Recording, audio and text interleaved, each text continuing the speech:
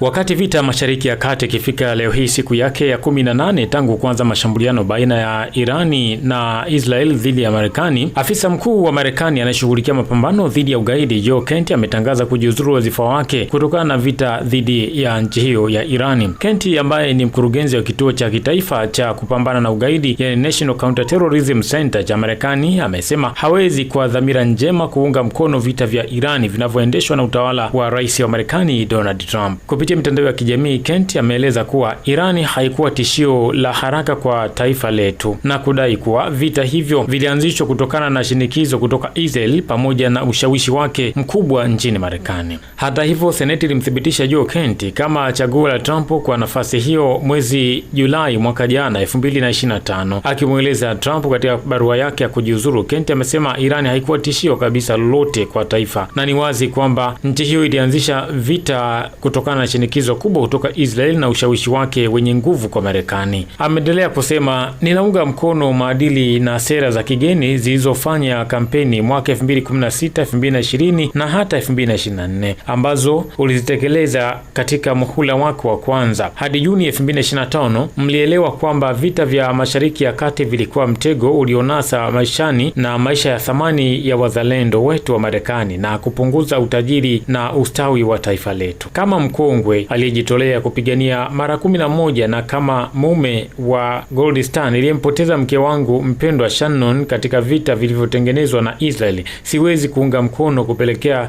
kizazi kijacho kupigana na kufa katika vita ambavyo haviwanufaishi watu wa Marekani wala havihalalishi gharama ya maisha wa Marekani. Siwezi kabisa. Hata hivyo, naye Trump wakati wa kujibu barua hiyo ameeleza wazi kabisa kwamba kujiuzuru kwake kamanda huyo ni pigo kubwa kwa ulinzi wa Marekani na kwamba huenda Marekani ikafikiria mara mbili kujitoa kwenye vita katika siku zijazo, japo sio haraka. Hata hivyo, rais wa Marekani ikumbuke kwamba alikuwa na ziara ya kwenda nchini China katika mwishoni mwa mwezi huu wa tatu. Taarifa zilizotokea baada ya kujiuzuru kwa kiongozi huyo, inasemekana kwamba Trump ameahirisha safari ya wiki 5 au 6 ili kuzingatia Irani. Rais huyo wa Marekani ameahirisha safari yake ya kidiplomasia nchini China kwa wiki 5 au 6 ili badala yake azingatie vita kwa kiwango kikubwa nchini Irani, ambapo hapo awali alikuwa amepangwa kwa kutembelea Beijing mwishoni mwa mwezi huu, mwezi Machi. Ziara ya Trump nchini China imeonekana kama fursa ya kujenga msingi wa makubaliano dhaifu ya kibiashara kati ya mataifa hayo mawili yenye nguvu, lakini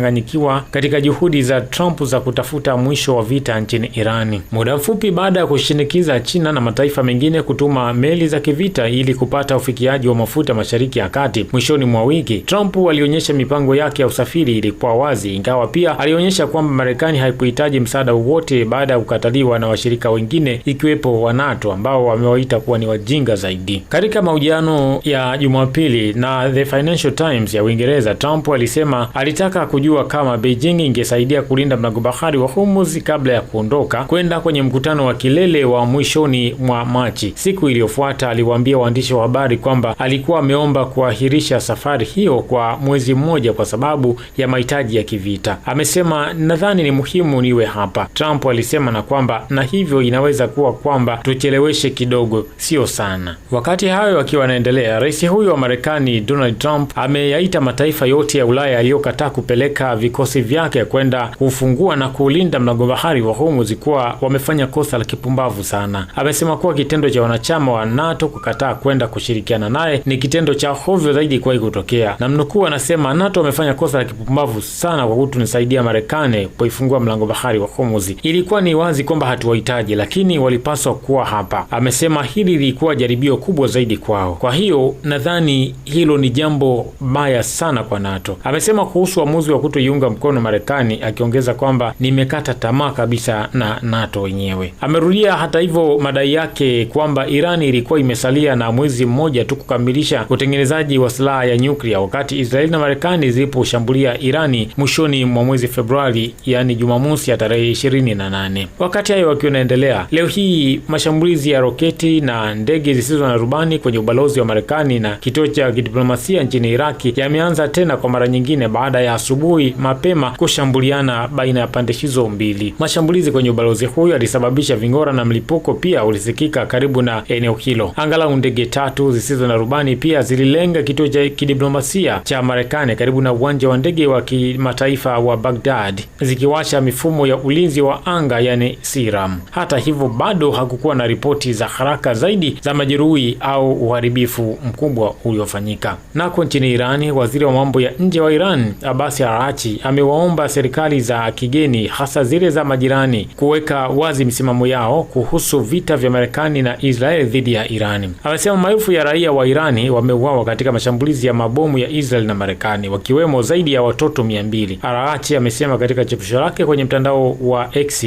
zamani Twitter. Amesema ripoti zinaeleza kuwa baadhi ya nchi jirani ambazo zinakaribisha majeshi ya Marekani na kuruhusu mashambulizi dhidi ya Irani pia zinahimiza mauaji haya, ameongeza Abbas Araghchi. Amesema misimamo inapaswa kufafanuliwa mara moja. Msemaji huyo mkuu wa diplomasia ya Irani amesisitiza ili kujua yupi yupo wapi na yupi yupo upande gani. Marekani na utawala wa Israeli walianza kampeni kubwa ya kijeshi dhidi ya Irani kufuatia kifo cha kiongozi wa mapinduzi ya Kiislamu Ayatollah Sayyid Ali Khamenei pamoja na makamanda kadhaa wa ngazi za juu na raia mnamo Februari 28, 2026. Hata hivyo, mashambulizi mengine katika maeneo ya Mashariki ya Kati yamehusisha makombora makubwa ya anga dhidi ya maeneo ya kijeshi na raia kote Irani, akipelekea vifo vingi na uharibifu mkubwa wa miundombinu, ambapo taarifa zinaeleza kwamba vifo vimefika takribani 2100. Kama jibu, majeshi ya Irani yamefanya operesheni kubwa za kisasi Marekani na Israel katika maeneo wanayoyamiliki, ikiwepo maeneo mengine pia katika nchi za Ghuba. Umoja wa Falme za Kiarabu yani UAE inaweza kujiunga pia na juhudi zinazoongozwa na Marekani za kupata mlango bahari wa Hormuz, kwa mujibu wa mshauri mmoja wa serikali. Mshauri wa kidiplomasia wa rais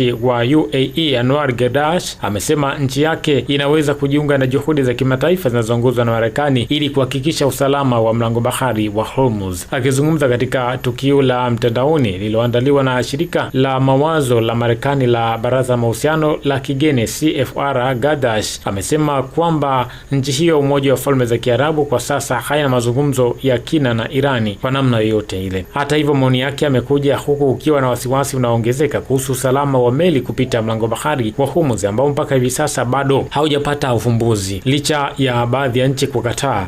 Nchi ya Uhispania imesisitiza kwamba hawawezi kupoteza majeshi yake kisa eneo ambalo linahitaji diplomasia. Nayo Uingereza kwa upande wake imesisitiza kwamba kupeleka majeshi eneo hilo ni ngumu zaidi, na kwanza haiwezekani vita vya Irani vikasababisha kuondoa umakini zaidi kwenye vita inayoendelea ya Ukraine na Urusi, huku mataifa mengi ya Ulaya ndiyo yanatoa msaada mkubwa kwa taifa la Ukraine kuweza kujikinga na mashambulizi ya Urusi. Hii ni Msasa Media, Msasa kisasa zaidi.